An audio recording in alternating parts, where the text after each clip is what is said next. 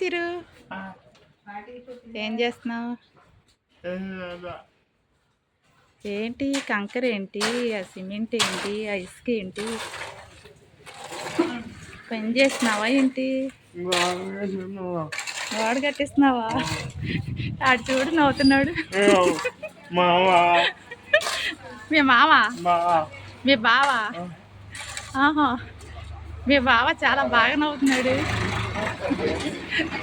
ఎండ బాగా వేస్తుంది కదా, అందుకే నవ్వుతున్నాడు అనుకుంటా.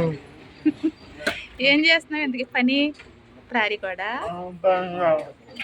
ఇంకా అవ్వలేదా?